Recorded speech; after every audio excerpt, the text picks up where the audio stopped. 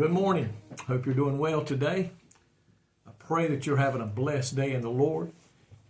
You're having a great day and you're excited about what God has in store for you today.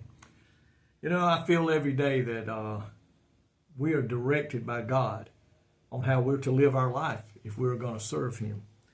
And if you look in Psalms chapter 37, verse 23, it's an order from God.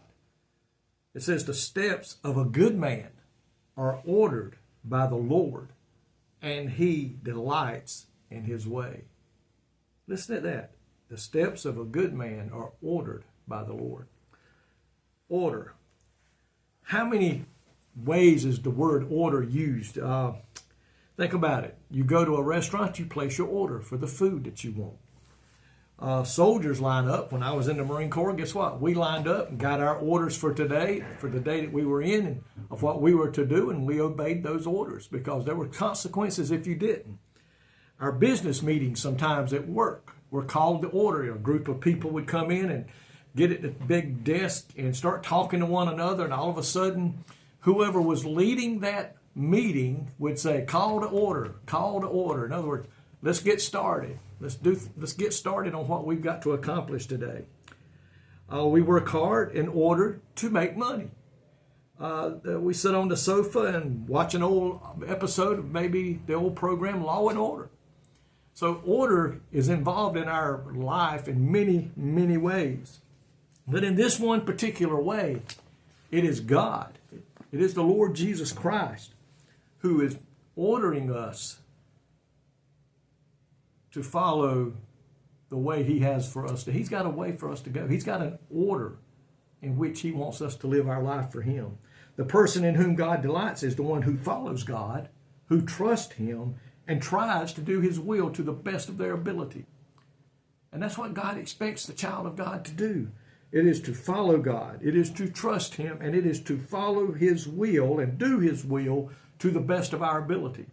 With the help of the Holy Spirit, God watches over us. He makes firm our steps. The Bible talks about His word as a light into my pathway. It guides me and lights the way up so I can avoid the pitfalls and the troubles.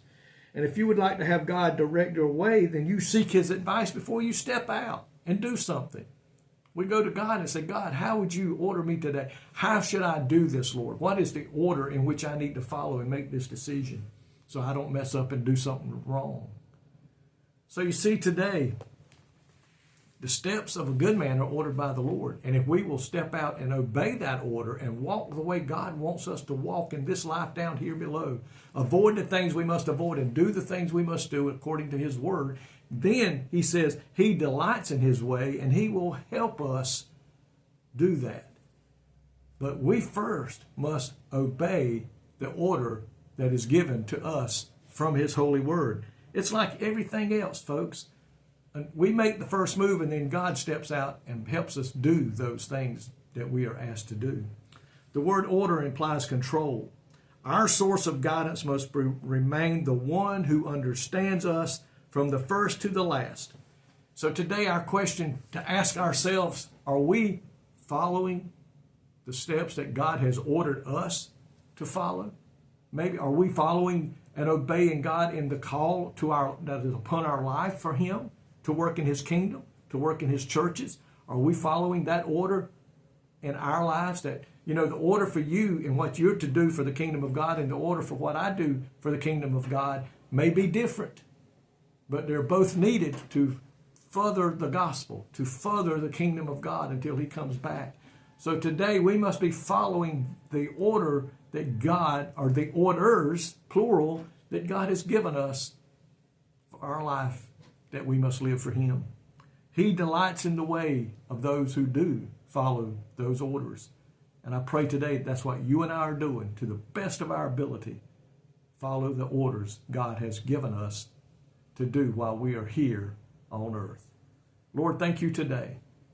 God, we thank you that you are willing to give us the orders and give us the directions in which you would have us to go. God, and if we will obey those orders and get into the will that you have for our life, we know that we shall receive more blessings than we can handle.